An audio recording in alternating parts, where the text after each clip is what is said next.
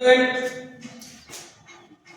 question on future perfect continuous tense. Future perfect continuous tense কাকে বলা হয়?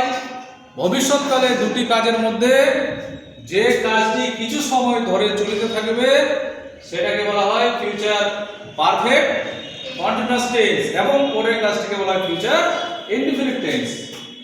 এবার দেখো एग्जांपल নাম্বার কত আছে এখানে? एग्जांपल নাম্বার হয়ে যাবে 4. They will have been doing the work before he will come. সে আসিবার পূর্বে তাহারা কাজটি করিতে থাকিবে। তাহলে অ্যানসার কি করা হলো? ডাবলএস কোশ্চেন প্রথমে হোয়াটটাকে বসানো হলো হোয়াট, এবার কি হলো auxiliary verb will, what will, subject হলো they have been doing before he will come. তাহলে কি হলো? সে আসিবার পূর্বে তাহারা কি করিতে থাকিবে। তাহলে এই সেন্টেন্সের মধ্যে অ্যানসার হচ্ছে কোনটা?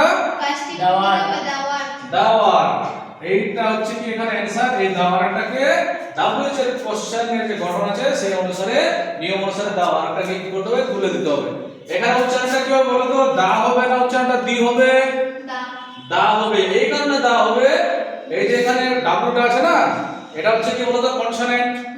প্রথমে যদি কি থাকে ওয়ার্ডে যদি কনসোনেন্ট থাকে তাহলে উচ্চারণ হবে কি? দা। আবার এখানে যদি ভাওয়েল থাকে তাহলে উচ্চারণ হবে কি? দি।